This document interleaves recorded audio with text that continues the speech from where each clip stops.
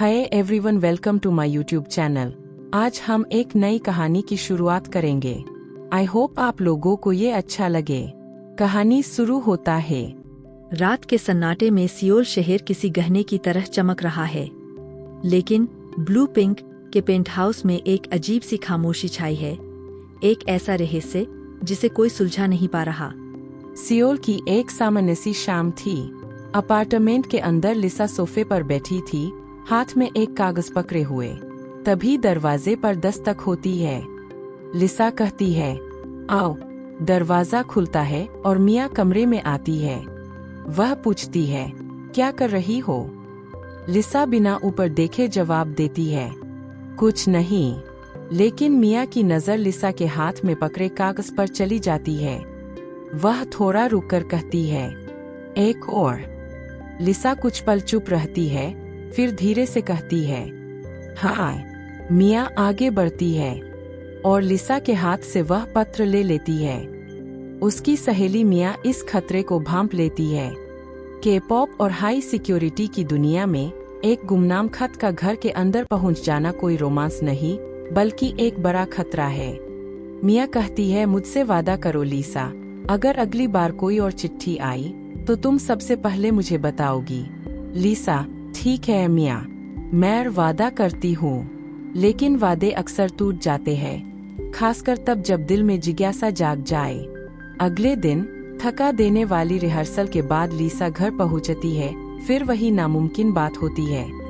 Double security और बदले हुए कोर्स के बावजूद एक नया लिफाफा उसकी डाइनिंग टेबल पर सजा मिलता है। तभी मिहो दरवाजा नॉक करता है। लिसा अंदर आने को बोलती है। मिहो, लिसा, हमने सुरक्षा और सख्त कर दी है। अब कोई परिंदा भी पर नहीं मार पाएगा। दोबारा ऐसी चूक नहीं होगी। लिसा, चिट्ठी छुपाते हुए, रहने दो मिहो, अब और सुरक्षा मत बढ़ाओ। अब लिसा को डर नहीं लगता। उसने इस रहस्य से लड़ना छोड़ दिया है, क्योंकि कहीं न कहीं उसे अब इन चिट्ठियों की आदत सी होने लगी है। मिहो के जाने के बाद लिसा डाइनिंग टेबल पर बैठ के एनवलप को खोलती है। उसके अंदर होता है ब्लैक कार्ड, जिसमें होटल का नाम और टाइम लिखा होता है, और बैक साइड QR कोड होता है, जिसे स्कैन करने पे होटल का डायरेक्शन पता चलता है। इसी टाइम पे हम देखते हैं कि टीवी पे ग्रैंड गाला का न्यूज आ रहा है। शहर के दूसरी तरफ एक बिल्कुल अलग दुनिया में इस पूरी पहेली का मास्टरमाइंड उन्हीं तारों को देख रहा है। ली ताए-ह्यून के कोरिया एंटरटेनमेंट का वनर एंड CEO, जो हाथ दुनिया हिलाने वाले कॉन्ट्रैक्ट साइन करते हैं, वही हाथ उस लड़की के लिए खत लिख रहे हैं। ताए-ह्यून सोचते हुए, मोहब्बत एक कमजोरी है। वह खतरा जानता है और अंजाम भी, लेकिन लिसा की चमक उसे बार बार अपनी ओर खींचती है। ताए-ह्यून, जल्द ही, बहुत जल्द। लिसा बालकनी में चाय पी रही होती है। बेहद ही खूबसूरत सा सुबह होता है। शहर की रोशनी चमक रही होती है, लेकिन उसका मन शांत नहीं है। लिसा सोचते हुए, क्या मुझे सच में इस गाला में जाना चाहिए या इन सब बातों को नजरअंदाज कर देना चाहिए? वह धीरे धीरे बालकनी में टहलती है। कभी कभी सच से भागना आसान होता है, लेकिन उसका सामना करना जरूरी है। लिसा रुकती है। लिसा मन में, जो भी इस सब के पीछे मास्टरमाइंड है, आज देख ही लेते हैं। उसका फैसला पक्का हो जाता है। लिसा अलमारी खोलती है। वहाँ एक लाल रंग का चमकदार गाउन टंगा होता है। वह उसे निकालती है। कुछ पल देखती है। यह सिर्फ एक गाउन नहीं था, यह एक चुनौती थी। लिसा गाउन पहनती है, हल्का मेकअप करती है, बाल संवारती है और जाने के लिए रेडी होती है। लिसा कार से होटल पहुंचती है। कार रुकती है। वह उतरती है। रेड कारपेट, चमकती लाइट्स, कैमरों की फ्लैश के कोरिया ग्रैंड गाला, जहां सिर्फ सबसे ताकतवर और खास लोग ही पहुंचते हैं। लिसा गेट से अंदर जाती है।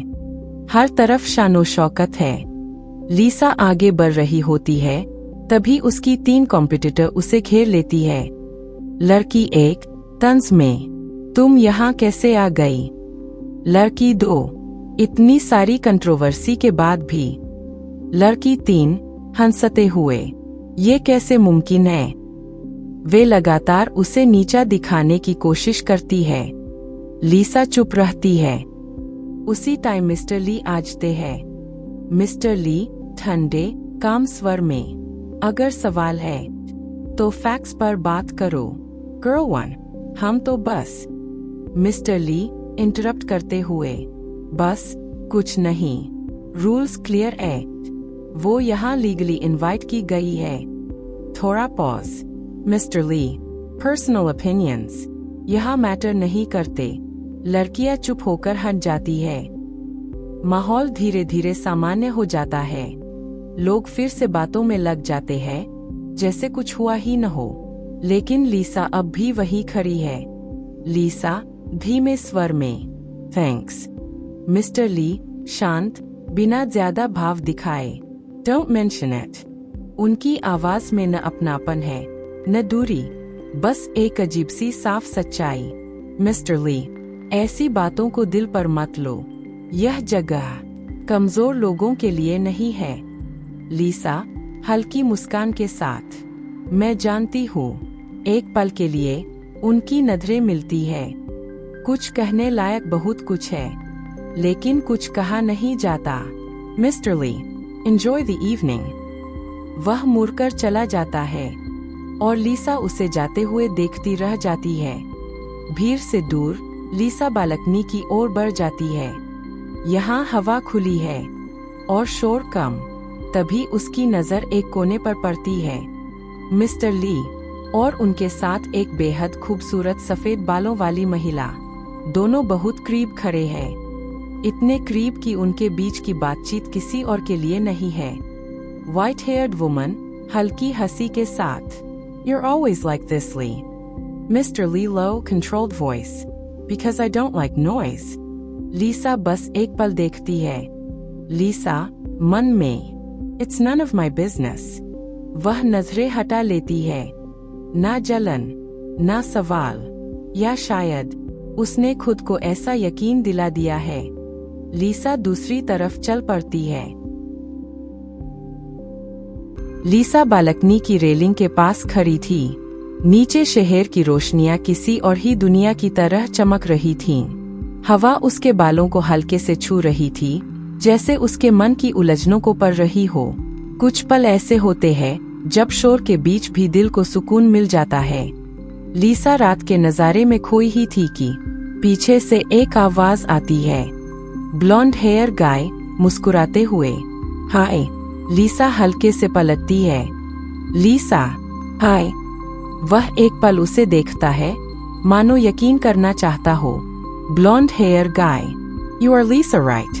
लीसा थोड़ा चौंकती है, फिर शालीन मुस्कान के साथ, लीसा, जी हाँ। वह हल्का सा कदम आगे बढ़ाता है। Blonde hair guy, I am एवन खाला, प्रोड्यूसर। थोड़ा रुककर, I've been wanting to meet you. लीसा की वॉइस हल्के से उठती है। लीसा, मुझसे? इवन हेल, आंखों में दिलचस्पी, हाँ, I want to work with you, Lisa. Seriously. यह एक ऑफर था या किसी नई कहानी की शुरुआत? लीसा कुछ कहने ही वाली होती है कि दूर से ठंडी नजरें, बालकनी के दूसरे कोने में अंधेरे और रोशनी के बीच खड़े थे मिस्टर ली। उनकी नजर लीसा पर टिक जाती है। फॉर ब्लॉन्ड हेयर गाय पर उनकी आंखें बदल जाती है, शांत, ठंडी और खतरनाक। वह कुछ नहीं कहते, लेकिन उनकी निगाहें बहुत कुछ कह जाती है। जैसे हवा में एक अनकहा संदेश तैर जाता है। Stay away from my woman. White hair लड़की पास खड़ी होती है, लेकिन मिस्टर ली की नजरें कहीं और होती है। उनका जबड़ा कस जाता है। यह जलन थी, या डर, या कुछ ऐसा जिसे वह खुद भी नाम नहीं देना चाहते थे। लीसा को इस सब का अंदाजा नहीं होता। वह एवन हेल की बात सुन रही होती है, लेकिन कहीं न कहीं उसका दिल एक अजीब सी बेचैनी महसूस करता है। लीसा आसमान की तरफ देखती है। Thank you so much for watching my video. ये स्टोरी मैंने खुद लिखी है और वीडियो भी मैंने खुद एडिट की है।